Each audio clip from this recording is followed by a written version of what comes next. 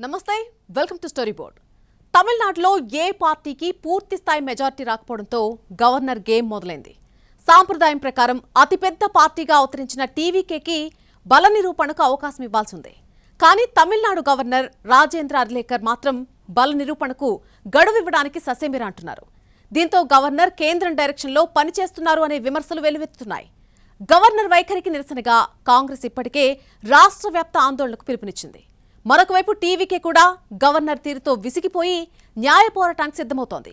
ఇదే అంశంపై ఇవాల్టి స్టోరీ బోర్డ్ చూద్దాం.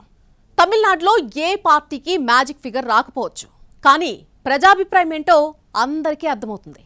అప్పటికీ విజయ్ కూడా అసెంబ్లీలో మెజార్టీ నిరూపించుకుంటానని చెబుతూనే ఉన్నారు. అయినా సరే గవర్నర్ మాత్రం ప్రభుత్వ ఏర్పాటుకు మోకాలడ్డుతున్నారు.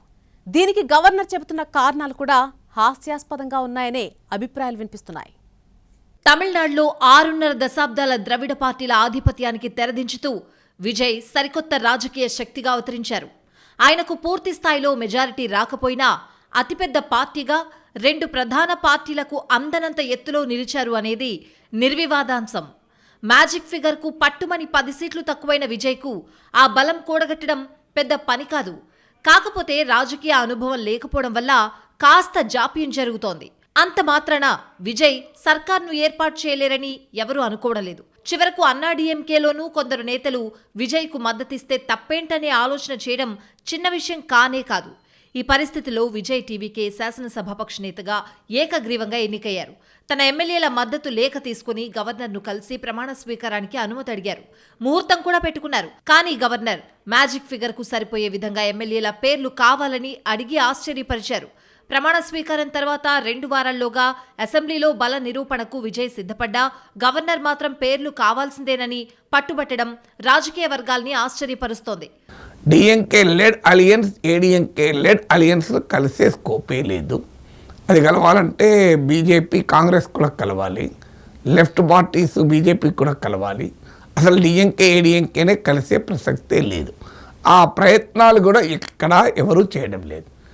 ఇక రెండవ డైమెన్షన్ ఏంటి? విజయ్ కాక మరెవరు కూడా నేను ప్రభుత్వాన్ని ఏర్పాటు చేస్తానని ఇంతవరకు క్లెయిమ్ చేయలేదు. ఎందుకంటే సెకండ్ బిగ్గెస్ట్ స్ట్రెంత్ ఉన్నది DMK led alliance. DMK led alliance ఎక్కడ మేము అధికారాన్ని చేపడతాం, మాకు అవకాశం ఇవ్వండి అని గవర్నర్ అడగలేదు. అడిగింది ఒక్క విజయ్. స్పష్టమైన బలమున్నది విజయ్కి. కేవలము సాంకేతిక కారణాల రీత్యా మరి తిరస్కరించడానికి అవకాశం ఉందా? పార్లమెంటరీ కన్వెన్షన్స్కు హంగ్ వచ్చినప్పుడు ఉండే కన్వెన్షన్ ఏంటంటే సింగిల్ లార్జెస్ట్ పార్టీని మొదలు ప్రభుత్వం ఏర్పాటు చేయవలసిందిగా పిలుస్తారు. ప్రస్తుతం తమిళనాడులో ఉన్న రాజకీయ పరిస్థితి అంత సంక్లిష్టంగా ఏమీ లేదు. విజయ్కు మద్దతుగా పలు చిన్న పార్టీలు ముందుకొచ్చే అవకాశాన్ని పూర్తిగా కొట్టిపారేయలేం. ఇప్పటికే 5 ఎమ్మెల్యేలున్న కాంగ్రెస్ బహిరంగంగానే మద్దతు ప్రకటించింది. మిగతా ఎమ్మెల్యేలు కూడా రోజుల వ్యవధిలోనే సమకూరే అవకాశం ఉంది.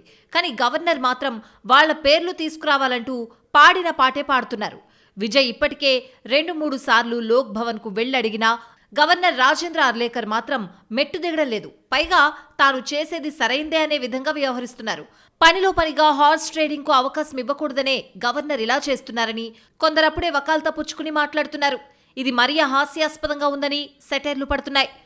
ఎన్నికల్లో ప్రజాభిప్రాయం ప్రకారం విజేతగా నిలిచిన విజయ్ను సాంకేతిక కారణాలు సాకుగా చూపి అధికారానికి దూరం చేసే కుట్ర జరుగుతోందనే విమర్శలు ఇప్పటికే మొదలయ్యాయి. గవర్నర్ ఇలాగే విషయాన్ని సాగదీస్తే అనవసరంగా విషయం సంక్లిష్టంగా మారే అవకాశం లేకపోలేదు. ఇప్పటికే కొన్ని రాజకీయ పార్టీలు గవర్నర్ తీరుపై ఆగ్రహం వ్యక్తం చేస్తున్నాయి. కాంగ్రెస్ రాష్ట్ర వ్యాప్త ఆందోళనకు పిలుపునిచ్చింది. టీవీకే కూడా నివురుగప్పిన నిప్పులా ఉంది. సాధారణ రాజకీయ పార్టీకి ఇలా జరిగితే ఏమవుతుందో కానీ ఇప్పుడు అనూహ్యంగా సరికొత్త రాజకీయ శక్తిగా అవతరించిన పార్టీ విషయంలో ఇలా జరిగితే ఏమవుతుందో గతంలో కొన్ని ఉదాహరణలు ఉండనే ఉన్నాయి. మరి అన్నీ తెలిసి కూడా గవర్నర్ రాజేంద్ర అర్లేకర్ ఎందుకు విషయాన్ని సాగదీస్తున్నారనే ప్రశ్నలు వెల్లువెత్తుతున్నాయి. అటు విజయ్ కూడా ఊరికే కూర్చోలేదు. బలాన్ని సమకూర్చుకోవడానికి ముమ్మర ప్రయత్నాలు చేస్తున్నారు. బీజేపీని సైద్ధాంతిక శత్రువుగా, డీఎంకేని రాజకీయ శత్రువుగా ప్రకటించారు కాబట్టి ఆ 2 పార్టీలు మినహా మిగతా వారి మద్దతు కోసం ప్రయత్నిస్తున్నారు. ఇప్పటికే అన్నాడీఎంకే ప్రధాన కార్యదర్శి పళనిస్వామి ఇంటికి టీవీకే నేతలు వెళ్లినా వారికి హామీ దక్కలేదు. కానీ అన్నాడీఎంకేలో ఓ వర్గం మాత్రం విజయ్కు మద్దతివ్వాలని పళనిస్వామిపై ఒత్తిడి పెంచుతోంది. డీఎంకే కూటమిలోనూ ఇతర చిన్న పార్టీలు విజయ్కు మద్దతివ్వడానికి అంగీకరించాలని స్టాలిన్ అడుగుతున్నాయి. కొన్ని పార్టీలు విజయ్కి మద్దతిస్తామని ముందుకొచ్చి కూడా తర్వాత ఇతరత్రా ఒత్తిళ్ల కారణంగా వెనక్కి తగ్గాయి. దీంతో విజయ్కు వ్యతిరేకంగా తెర వెనుక ఏదో పెద్ద రాజకీయ క్రీడ నడుస్తోందని దళపతి అభిమానులు కూడా నమ్ముతున్నారు. గవర్నర్ ఇప్పటికే అనవసరంగా సీన్ క్రియేట్ చేస్తున్నారనే వాదన తెరపైకొచ్చింది. ఇంకా ఆయన మొండికేస్తే న్యాయ పోరాటం చేసే ఆప్షన్ ఉండనే ఉంది. గతంలో కొందరు గవర్నర్లు ఇలాగే ప్రవర్తించి న్యాయస్థానాలతో చివాట్లు తినాల్సొచ్చింది.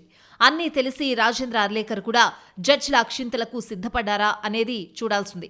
ఇప్పుడు విజయ్ కోర్టుకు వెళ్తే బల నిరూపణకు 2 వారాల సమయం ఇస్తే ఏమవుతుందనే ప్రశ్నలు ఖచ్చితంగా వస్తాయి. అప్పుడు గవర్నర్ ఏం సమాధానం చెప్పగలరనేది కూడా చూడాల్సింది. ప్రస్తుతానికి గవర్నర్ తీరుపై అసంతృప్తిగా ఉన్నా సహనంగా తన వంతు ప్రయత్నాలు చేస్తున్న విజయ్ వ్యవహారం ఎక్కువగా ముదిరితే న్యాయ పోరాటానికి రెడీగానే ఉన్నారు. అప్పుడు విజయ్ టీవీకే పార్టీతో పాటు ఇంప్లీడ్ పిటిషన్లు వేయడానికి కూడా కొన్ని పార్టీలు రెడీ అవుతున్నాయి. అదే జరిగితే కోర్టులు విజయ్కు అనుకూలంగా తీర్పు ఇవ్వడానికి ఎక్కువ అవకాశాలు లేకపోలేదు. అలాంటి పరిస్థితి ఉత్పన్నమైతే విజయ్ సీఎం కాకముందే గవర్నర్ పరువు బజార్న పడుతుంది. ఆ తర్వాత ముఖ్యమంత్రిగా విజయ్ను ఎలా ఫేస్ చేస్తామని కనీస స్పృహ రాజేంద్ర అర్లేకర్కు ఉండాల్సిన పని లేదా అని బీజేపీయేతర పార్టీలు నిలదీస్తున్నాయి. ఇక్కడ గవర్నర్ ఏం చేయాలో పూర్తి స్పష్టత ఉంది. బల నిరూపణకు అసెంబ్లీ వేదిక కావాలి కానీ లోక్భవన్ తేల్చాల్సిన పని లేదని గతంలో కోర్టులు తీర్పులు చెప్పాయి. నిజానికి గవర్నర్ ఎవరిని పనిగట్టుకుని సర్కార్ ఏర్పాటుకు ఆహ్వానించారు. ఏదో ఒక పార్టీ ముందుకొచ్చి మెజార్టీ ఉందని నిరూపిస్తే వారిని పిలుస్తారు. లేదంటే హంగ్ స్థితి వచ్చినప్పుడు సహజంగా అతిపెద్ద పార్టీకి అవకాశం ఇస్తారు. ఒకవేళ ఆ పార్టీ బలం నిరూపించుకోలేకపోతే అప్పుడు మరొకరికి ఛాన్స్ ఇస్తారు. వారు బల నిరూపణలో విఫలమైతే రాష్ట్రంలో ప్రభుత్వ ఏర్పాటుకు అవకాశం లేదని రాష్ట్రపతికి నివేదిస్తారు. ఇంత స్పష్టంగా గవర్నర్ కార్యాచరణ విషయంలో నిబంధనలున్నా రాజేంద్ర అర్లేకర్ మాత్రం పనిగట్టుకుని విజయ్ విషయంలో గీత దాటుతున్నారని రాజకీయ వర్గాలు అభిప్రాయపడుతున్నాయి. నిజమే, ఏ రాష్ట్రంలో అయినా సుస్థిర ప్రభుత్వం ఏర్పాటయ్యేలా గవర్నర్ చూడాలి. అంత మాత్రాన సాంప్రదాయాల్ని తుంగలో తొక్కాల్సిన పనేం లేదు. ఇప్పుడు విజయ్కు ఛాన్స్ ఇచ్చి బలం నిరూపించుకోగలరో లేదో చూస్తే కొంపలేవి మునిగిపోవు. కాకపోతే అప్పుడే గవర్నర్ చేయదలుచుకున్నది చేయొచ్చు. అంతేకాని అసలు విజయ్కు ఛాన్సే ఇవ్వకుండా తోచినట్టు చేసే అధికారం గవర్నర్కు ఎవరు ఇవ్వలేదు. కాదు కూడదని లేని అధికారం తీసుకునే ప్రయత్నం చేస్తే అది ఖచ్చితంగా అప్రజాస్వామికమే అవుతుంది. అంతేకాదు ఓటర్ల తీర్పును బుట్టదాఖలు చేసినట్టు కూడా అవుతుంది. ఎన్నికల్లో ఏ పార్టీకి పూర్తి మెజార్టీ రానప్పుడు అతిపెద్ద పార్టీని ప్రభుత్వ ఏర్పాటుకు ఆహ్వానించడం సాంప్రదాయం. గతంలో ఇలా జరిగిన ఘటనలు లేకపోలేదు. అసెంబ్లీలో అతిపెద్ద పార్టీ బలం గనక నిరూపించుకోలేకపోతే ఎలాగూ సర్కార్ పడిపోతుంది. అప్పుడు గవర్నర్కు తోచినట్టుగా చేయొచ్చు.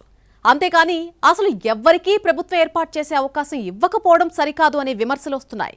ప్రస్తుతం తమిళనాడు గవర్నర్ వ్యవహరిస్తున్న తీరే ప్రామాణికమా అంటే అదేం కాదు. ప్రజాస్వామ్య భారత్ చరిత్రలో ప్రతిసారి మ్యాజిక్ ఫిగర్ వచ్చిన పార్టీనే గవర్నర్లు ప్రభుత్వ ఏర్పాటుకు అనుమతించారా? మొదటే మద్దతుగా ఉండే ఎమ్మెల్యేల పేర్ల జాబితా అడిగారా అంటే అదీ కాదు. హంగొచ్చినంత మాత్రాన అతిపెద్ద పార్టీని పిలవకుండా ఆలస్యం చేసి లేనిపోని షరతులు పెట్టిన గవర్నర్లు లేరా అంటే ఉన్నారు. ఇక్కడే గవర్నర్ల తీరు వివాదాస్పదమవుతోంది. కేంద్రంలో అధికారంలో ఉన్న పార్టీ లేదా ఆ పార్టీకి అనుకూలంగా ఉండే పార్టీలు నేతల విషయంలో ఒకలా, కాకపోతే మరోలా వ్యవహరించినప్పుడే గవర్నర్లు కేంద్రం తాబేదార్లు అనే పాత విమర్శలకు మళ్లీ ప్రాణం వస్తోంది. And I think the governor, Mr. Arlekar, must be knowing of the law. But of course, when governors become agents of the BJP, they do the bidding of the BJP. ఇప్పుడు విజయ్ వ్యవహారం తీసుకుంటే ఆయనకు మ్యాజిక్ ఫిగర్ కంటే కేవలం 12 సీట్లు తక్కువ ఉన్నాయి. ఆ మాత్రం బలాన్ని 2 వారాల్లో తేలిగ్గానే సమకూర్చుకునే అవకాశం ఉంది. ఎందుకంటే తమిళనాడులో 2 ప్రధాన పార్టీలు కాకుండా చిన్న చితక పార్టీలు సాధించిన సీట్లు లేకపోలేదు. అవి విజయ్కు మద్దతిచ్చే అవకాశమూ లేకపోలేదు. కొన్ని పార్టీలు బహిరంగ మద్దతుకు వెనకాడి అసెంబ్లీలో సైలెంట్గా మద్దతిద్దామనే ఆలోచనలోనూ ఉండొచ్చు. ఆ మాత్రం రాజకీయ స్వేచ్ఛ ప్రతి పార్టీకి ఉంటుంది. అంతేకాని అసెంబ్లీలో మీరేం చేద్దామనుకుంటున్నారో మొదటే బహిరంగపరచాలని అడిగే హక్కు ఎవరికీ లేదు. ఎందుకంటే అసెంబ్లీలో జరిగే బల నిరూపణలో దాపరికాలు ఏవి ఉండవు. అలాగని అతిపెద్ద పార్టీని ప్రభుత్వ ఏర్పాటుకు ఆహ్వానిస్తే గవర్నర్ రాజేంద్ర అర్లేకర్ కొత్త పద్ధతికి తెరతీసినట్లవుతుందా? అదీ లేదు. ఇప్పటికే విజయ్ పార్టీ అతనికి నైతిక మద్దతిచ్చే పార్టీలన్నీ గతంలో అలా జరిగిన ఉదంతాల లిస్ట్ చదువుతున్నాయి. 2017లో గోవాలో, 2019లో మహారాష్ట్రలో ఏం జరిగిందో గుర్తు చేసుకోవాలని బీజేపీయేతర పార్టీలు అడుగుతున్నాయి. 2017లో గోవాలో హంగ్ ఫలితమే వచ్చింది. అక్కడ కాంగ్రెస్ అతిపెద్ద పార్టీగా అవతరించింది. కానీ అక్కడి గవర్నర్ మాత్రం కాంగ్రెస్ను కాదని తక్కువ సీట్లు వచ్చిన బీజేపీని ప్రభుత్వ ఏర్పాటుకు ఆహ్వానించారు. అక్కడ పారికర్ సీఎంగా ప్రమాణ స్వీకారం చేసిన తర్వాత 10 మంది కాంగ్రెస్ ఎమ్మెల్యేలు పార్టీ మారి బీజేపీకి జై కొట్టారు. అలా మారిన వారిలో కొందరు మంత్రులు కూడా అయ్యారు. మరి అక్కడ బీజేపీకి అనుకూలంగా ఇష్టారాజ్యంగా వ్యవహరించింది గవర్నరే. ఇక్కడ తమిళనాడులో విజయ్కు సహజ న్యాయ సూత్రాలకు భిన్నంగా మోకాలడ్డుతోంది గవర్నరే. అంటే పారికర్ కేంద్రంలో ఉన్న పార్టీ నేత కాబట్టి అండగా నిలుస్తారు. ఇక్కడ విజయ్ బీజేపీకి వ్యతిరేకం కాబట్టి మోకాలడ్డుతారా అనే సందేహాలు సామాన్యులకు వస్తున్నాయి. ఇక్కడ గోవా ఉదాహరణ ఒక్కటే కాదు, 2019లో మహారాష్ట్రలో అంతకు మించి జరిగింది. అక్కడ కూడా ఫడ్నవీస్కు బలం లేదని తెలిసి సీఎంగా ప్రమాణ స్వీకారం చేయించారు గవర్నర్. కానీ అసెంబ్లీలో బల నిరూపణ చేసుకోలేక కొన్ని గంటల వ్యవధిలోనే ఆ సర్కారు కుప్పకూలింది. సరే, ఏదో రాష్ట్రాల్లోనే ఇలాంటి సీన్లు జరుగుతాయి, జాతీయ స్థాయిలో జరగవు అనుకోవడానికి లేదు. 1996 పార్లమెంట్ ఎన్నికల్లోనూ ఏ పార్టీకి మ్యాజిక్ ఫిగర్కు సరిపోలే సీట్లు రాలేదు. దీంతో అతిపెద్ద పార్టీని ప్రభుత్వ ఏర్పాటుకు పిలిచే సాంప్రదాయాన్ని పాటిస్తూ అప్పటి రాష్ట్రపతి వాజ్పేయిని ఆహ్వానించారు. ప్రధానిగా ప్రమాణ స్వీకారం చేసిన వాజ్పేయి పార్లమెంట్లో బలం నిరూపించుకోలేకపోయారు. మ్యాజిక్ ఫిగర్ రాదని తేలడంతో విశ్వాస పరీక్షకు ముందే తన పదవికి వాజ్పేయి రాజీనామా చేశారు. దీంతో 13 రోజులకే సర్కారు కుప్పకూలింది. అలాగే ఇప్పుడు విజయ్కు బల నిరూపణకు ఛాన్స్ ఇస్తే ఏమవుతుందని ఆయన మద్దతుదారులు అడుగుతున్నారు. ఒకవేళ విజయ్ అసెంబ్లీలో బలం నిరూపించుకుంటే ఆయన సర్కార్ కొనసాగుతుంది. లేకపోతే 2024లో ఢిల్లీలో కేజ్రీవాల్ సర్కార్ మాదిరిగా కూలిపోతుంది. అప్పుడు గవర్నర్కు రాష్ట్రపతి పాలనకు సిఫార్సు చేసే అవకాశం ఎలాగూ ఉంటుంది. ఈ మాత్రం దానికి రాజేంద్ర అర్లేకర్ ఎందుకింత పట్టుదలకు పోతున్నారని బీజేపీయేతర పార్టీలు నిలదీస్తున్నాయి. కాంగ్రెస్ అయితే అర్లేకర్ను హస్తిన డైరెక్ట్ చేస్తోందని ఇప్పటికే ఆరోపించింది. గవర్నర్ల విషయంలో తొలి నుంచి కొన్ని విమర్శలు, ఆరోపణలు ఉన్నాయి. చాలాసార్లు గవర్నర్ల వ్యవహారం వివాదాస్పదం అవుతూనే ఉంది. మరీ ముఖ్యంగా కేంద్రంలో బలమైన సర్కారున్నప్పుడు గవర్నర్లు మరీ భయభక్తులతో నడుచుకుంటున్నారు. ఈ సంగతి ఎప్పటికప్పుడు నిరూపితం అవుతూనే ఉన్న సత్యం.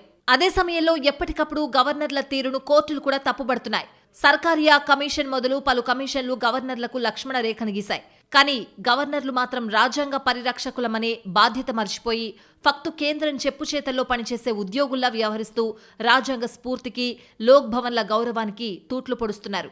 ఎప్పటికప్పుడు ఈ పరిస్థితి మారుతుందని ఆశిస్తున్న సామాన్యులకు తీరని నిరాశ మిగులుతోంది. తమిళనాడు గవర్నర్ రాజేంద్ర అర్లేకర్ అమాయకుడు కాదు. ఆయనకు చెన్నైలో ఏం జరుగుతుందో, రాజకీయ సమీకరణాలు ఏ మలుపు తిరుగుతున్నాయో బాగా తెలుసు. కేవలం విజయ్ చెబితేనే ఆయనకు మ్యాజిక్ ఫిగర్ వస్తుందో లేదో తెలుస్తుందనేది కాదు. ఆయనకు సొంతంగానే విజయ్ బలాబలాలతో పాటు ఇతర పార్టీల స్థితిగతుల్ని అంచనా వేసే యంత్రాంగం ఉంది. ఇంకా సందేహాలుంటే సరైన సలహాలిచ్చే న్యాయ, రాజ్యాంగ నిపుణులు అందుబాటులో ఉన్నారు. కానీ గవర్నర్ మాత్రం అవేవీ పట్టించుకోకుండా విజయ్ సీఎం కావడాన్ని ఆలస్యం చేయాలనే ఏకైక లక్ష్యంతో వ్యవహరిస్తున్నట్లుగా కనిపించడమే ఇక్కడ అసలు సమస్య. పోనీ విజయ్కు మెజార్టీ రావాలంటే చాలా మంది ఎమ్మెల్యేలు కావాలి. అది అంత తేలిగ్గా జరిగే పని కాదు. ఏదో పార్టీలో చీలికొస్తేనే అది సాధ్యం అని ఆలోచించడానికి తమిళనాడులో ఛాన్సే లేదు. అలాంటప్పుడు విజయ్ను ప్రమాణ స్వీకారానికి పిలిచి బల నిరూపణకు కొంత గడువిస్తే గవర్నర్ పనైపోతుంది. ఆ తర్వాత ఏది జరగాలనుంటే అది జరుగుతుంది. అప్పటికీ గవర్నర్ చేతిలో ఆప్షన్లు అలాగే ఉంటాయి. తన చేతిలో చివరి నిమిషం దాకా ఆప్షన్లుండే ఛాన్స్ ఉన్నప్పుడు విజయ్ చేతిలో ఉన్న ఒకే ఒక్క అవకాశాన్ని లాగేసుకుని గవర్నర్ ఏం సాధించదలుచుకున్నారనే ప్రశ్నలు కూడా వస్తున్నాయి. అసలు తమిళనాడు గవర్నర్ ఉద్దేశం ఏంటి అనేది ఇక్కడ తేలాల్సిన అంశం. ఆయన నిజంగానే విజయ్ సీఎం కాకుండా అడ్డుపడగలరా అంటే లేదు అనే సమాధానమే వస్తుంది. మహా అయితే కొన్ని రోజులు ఆలస్యం అవుతుందేమో. ఈ మాత్రం దానికి గవర్నర్ ఎందుకు ఇంత మొండి పట్టుదలకు పోతున్నారు అంటే అంతా కేంద్రం డైరెక్షన్ అనే పాత విమర్శ మళ్లీ తెరపైకొస్తోంది. గవర్నర్లు ఎలా కేంద్రంలో అధికారంలో ఉన్నటువంటి పార్టీ ఆలోచనలకు అనుగుణంగా పనిచేస్తారో తమిళనాడు ఉదంతం సరికొత్త నిదర్శనం అనే చర్చ జరుగుతోంది. గవర్నర్లు రాజకీయాలకు అతీతంగా ఉండాలి అనేది ప్రాథమిక సూత్రం. సరే, మన దేశంలో ఈ సంప్రదాయాన్ని గవర్నర్లు పాటించక చాలా కాలం అవుతోంది. అంత మాత్రాన మరీ దారుణంగా ప్రజా తీర్పును అవహేళన చేసేంతగా బరి తెగించడాన్ని ఎవరూ ఆమోదించే పరిస్థితి ఉండదు. ఇప్పటికే బ్రిటిష్ కాలం నాటి గవర్నర్ల వ్యవస్థ ప్రస్తుత ప్రజాస్వామ్య భారతానికి అవసరమే లేదనే వాదన గట్టిగా వినిపిస్తోంది. ఇలాంటి సమయంలో ప్రస్తుత తమిళనాడు గవర్నర్ మాదిరిగానే గవర్నర్లు వ్యవహరిస్తూ పోతే ఏదో ఒకరోజు బాధిత పార్టీలు ఉద్యమానికి పిలుపునిచ్చినా గవర్నర్లు ఆశ్చర్యపోనక్కర్లేదు. ఇప్పటికే కొన్ని పార్టీలు చరిత్రలో గవర్నర్లకు వ్యతిరేకంగా ఉద్యమించాయి. కాకపోతే ఈసారి బాధిత పార్టీలని కలిసికట్టుగా గళమెత్తే అవకాశాలను కొట్టిపారేయలేం. గవర్నర్ల గేమ్ ఇలాగే నడిస్తే ఎన్నికల్లో సీట్లు సాధించడం కంటే గవర్నర్లను సంతృప్తి పరచడమే పెద్ద టాస్క్ అయ్యే ప్రమాదం లేకపోలేదు. మళ్లీ తమిళనాడు విషయానికొస్తే ఇక్కడ విజయ్ వ్యూహాత్మకంగా ప్రధాన పార్టీలు రెండింటికి దూరంగా ఉన్నారు. ఎన్నికల ముందే అన్ని పార్టీల నుంచి పొత్తు కోసం ప్రతిపాదన వచ్చినా ఆయన కాదన్నారు. చివరకు సీబీఐ విచారణల వంటి వాటితో ఒత్తిడి పెంచే ప్రయత్నం చేసినా ఆయన ఒప్పుకోలేదు. ఇదే విషయాన్ని టీవీకే శాసనసభాపక్ష సమావేశంలోనూ విజయ్ కుండబద్దలు కొట్టి చెప్పారు. ఎన్నో అవమానాలు, ఒత్తిళ్లను ఎదుర్కొని తట్టుకుని నిలిచి గెలిచామని భావోద్వేగానికి గురయ్యారు. అందుకు తగ్గట్టే ప్రజలు కూడా విజయ్ను జననాయకుడిగా ఆదరించారు. అయితే జనం గెలిపిస్తే సరిపోతుందా, మేం సీఎంని చేయాలి కదా అన్నట్టుగా గవర్నర్ తీరుండడం విమర్శలకు తావిస్తోంది. The governor is BJP because he's from a former BJP man, and we all know that the BJP's mindset and the Delhi's mindset is not to make Mr. Vijay as chief minister. Delhi don't want Vijay to be the chief minister. Therefore only Mr. Amit Shah, the Home Minister, all others, their attitude we know. The governor is delaying that decision. We all know that Honorable Governor is a nice man, but he is under pressure from their whole system itself. BJP is having only one MLA in Tamil Nadu. With one MLA also BJP is trying to do politics. It's very unfortunate. We feel that stopping a government which is voted for change and hope is a crime. I feel that Mr. Vijay should be invited to form the government quickly, and he should be allowed to face the floor test when the assembly they should give time to face the floor test. That is the natural justice. ఇప్పటికే బల నిరూపణకు మద్దతు కూడగట్టే ప్రయత్నం చేస్తున్న విజయ్కు ఎదురవుతున్న చేదు అనుభవాలు రాజకీయ పార్టీల స్వార్థాన్ని కళ్లకు కడుతున్నాయి. అన్నాడీఎంకే ప్రధాన కార్యదర్శి పళనిస్వామి తన ఇంటికొచ్చి అడిగిన టీవీకే నేతలకు రిక్తహస్తమే చూపించారు. చివరకు తన పార్టీ నేతలే విజయ్కు మద్దతిద్దామనే ప్రపోజల్ పెట్టినా ససేమిరా అన్నారు. చివరకు ఆయన తీరుతో విసిగిన కొందరు అన్నాడీఎంకే ఎమ్మెల్యేలు పుదుచ్చేరిలో ఓ రిసార్ట్లో మకాం వేశారు. వారిని బుజ్జగించడానికి సీనియర్లతో కలిసి పళనిస్వామి ప్రయత్నాలు చేయాల్సిన దుస్థితి వచ్చింది. ఇప్పటికైనా ఆయన మనసు మార్చుకునే ఆలోచన చేయడం లేదు. మన పార్టీ స్టాలిన్కు వ్యతిరేకం కాబట్టి విజయ్కు బయట నుంచి మద్దతిస్తే తప్పేముందని ఎమ్మెల్యేలు వాదించినా పళనిస్వామి పంతానికి పోతున్నారు.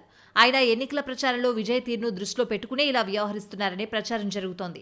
ఎన్నికల్లో విజయ్ వ్యూహాత్మకంగా స్టాలిన్తోనే తనకు పోటీ అని చెప్పారు. బలహీనపడ్డ అన్నాడీఎంకేను పెద్దగా లెక్కలోకి తీసుకోలేదు. అది రాజకీయ వ్యూహమే తప్ప విజయ్ ఎక్కడా పనిగట్టుకుని ఎవరిని అవమానించే ఉద్దేశంతో చేయలేదు. కానీ పళనిస్వామి ఆ వ్యూహాన్నే తప్పుగా చూస్తున్నారని కొందరు అన్నాడీఎంకే నేతలే అభిప్రాయపడుతున్నారు. సరే, పళనిస్వామి తీరిలా ఉంటే సీఎంగాను ఓటమి తర్వాత కూడా హుందాగా వ్యవహరించిన స్టాలిన్ అయినా అంతే హుందాగా విజయ్ విషయంలో ప్రవర్తిస్తున్నారా అంటే అది లేదు. ఇప్పటికే స్టాలిన్ విజయ్కు మద్దతిస్తున్న కాంగ్రెస్ను తప్పుబట్టారు. బీజేపీ వ్యతిరేక ప్రభుత్వ ఏర్పాటుకు మద్దతివ్వాలనే రాహుల్ ఆలోచనను ఆయన సమర్థించలేదు. అలాగే విజయ్కు మద్దతివ్వడాన్ని ముందుకొచ్చిన డీఎంకే కూటమిలోని చిన్న పార్టీల్ని నిలువరించారు. తద్వారా విజయ్కు మ్యాజిక్ ఫిగర్ రాకూడదనే పంతంతో ప్రవర్తిస్తున్నారు. ఇక్కడ పళనిస్వామి స్టాలిన్ అయినా ప్రజా తీర్పును గాలి కొదిలేసి పరోక్షంగా గవర్నర్కు సహకరిస్తున్నారనే అభిప్రాయాలు బలపడుతున్నాయి. విజయ్ బల నిరూపణ చేసుకోగలరనే నమ్మకం లేదనే సాకుతోనే రాజేంద్ర అర్లేకర్ విజయ్ను ఎమ్మెల్యేల పేర్ల జాబితా అడుగుతున్నారు. అందుకు తగ్గట్టే రెండు ప్రధాన ద్రవిడ పార్టీలు విజయ్కెవ్వరూ అండగా నిలవకుండా ఎవరి శక్తి మేరకు వారు ప్రయత్నం చేస్తున్నారు. గెలిచినప్పుడు పంతాలకు పోయిన చరిత్ర ఉన్న రెండు ద్రవిడ పార్టీలు ఇప్పుడు ఓటమి తర్వాత కూడా విజయ్ మీద అంతకు మించిన పట్టింపులతో వ్యవహరించడం చర్చనీయాంశంగా మారుతోంది. గవర్నర్ పదే పదే విజయ్కు ఛాన్స్ ఇవ్వడానికి నిరాకరిస్తున్న తరుణంలో రెండు ద్రవిడ పార్టీలు సొంత గేమ్ నడిపిస్తున్న సమయంలో అసలు గేమ్ ఆడేది బీజేపీ అని కాంగ్రెస్ మండిపడుతోంది. దీనికి తమిళనాడులో జరుగుతున్న పరిణామాల్ని నిదర్శనంగా చూపిస్తోంది. పుదుచ్చేరిలో మకాం వేసిన అన్నాడీఎంకే గ్రూప్ను ఎవరు లీడ్ చేస్తున్నారనే ప్రశ్న లేవనెత్తింది. గవర్నర్ రాజేంద్ర అర్లేకర్ను క్షణక్షణం ఢిల్లీ నుంచి గైడ్ చేస్తున్నారని, కాదని బీజేపీ గట్టిగా చెప్పగలదా అని హస్తం పార్టీ నిలదీస్తోంది. విజయ్కు ఇతర పార్టీల మద్దతు అందకుండా చేసి అతడిని తమ గూటికి చేర్చుకునే ప్రయత్నంలో భాగంగానే బీజేపీ పొలిటికల్ గేమ్ నడుపుతోంది అనేది కాంగ్రెస్ ఆరోపణ. దీనికి పరోక్షంగా స్టాలిన్ సహకరించడం దురదృష్టకరమని ఆ పార్టీ మొత్తుకుంటోంది. ఒకవేళ బీజేపీ అనుకున్నట్లుగా జరిగితే చేజేతులా బీజేపీ వ్యతిరేక సర్కార్ ఏర్పాటయ్యే అవకాశాన్ని కాలదని, బీజేపీ అనుకూల సర్కార్ ఏర్పాటుకు రాజమార్గం వేసినట్టవుతుందని కాంగ్రెస్ ఆవేదన వ్యక్తం చేస్తోంది. ప్రస్తుతం తమిళనాడులో జరుగుతున్న రాజకీయ సమీకరణాలు ఆసక్తి రేపుతున్నాయి. ఇలాంటి ఆసక్తికర రాజకీయ క్రీడకు స్కోప్ ఇవ్వడానికే గవర్నర్ ఉద్దేశపూర్వకంగా ఆలస్యం చేస్తున్నారని విజయ్ మద్దతుదారులు ఓ నిశ్చిత అభిప్రాయానికి వస్తున్నారు. బీజేపీకి ప్రస్తుతానికి తమిళనాడులో బలం లేదు. ఆ పార్టీ ఉన్న కూటమి కూడా 3వ స్థానానికి పరిమితమైంది. అయితే కింద పడ్డ తనదే పైచే కావాలనే యోచనతో విజయ్ తమతో బేరసారాలకు వచ్చేలా చేసుకోవాలని చూడడం ఆ పార్టీ భవిష్యత్తుకు మాత్రం మంచిదా అనే ప్రశ్నలు లేకపోలేదు. కానీ రాజకీయాల్లో మంచి చెడు కంటే పవర్ గేమ్ కీలకం అని భావించే స్థితిలో ఇది మంచి ఇది చెడు అనే విచక్షణ పాటించే పార్టీలు ఎన్ని ఉన్నాయంటే చెప్పడం కాస్త కష్టమే. ప్రస్తుత రాజకీయాల్లో ఎలాగైనా అధికారం చేజిక్కించుకోవడం, అందుకోసం అవకాశాలు సృష్టించుకోవడమే వ్యూహంగా పార్టీలు ప్రయాణిస్తున్నాయి. అది ప్రమాదకరమైన దారి అని తెలిసినా అసలు సిసలు రాజకీయానికి అదే సరైన రహదారి అనే భ్రమలో చివరకు గవర్నర్ల అనుచిత సహకారం కూడా తీసుకుంటూ ప్రజాస్వామ్యాన్ని అవహేళన చేయడాన్ని ప్రజలు కూడా గమనిస్తూనే ఉన్నారు.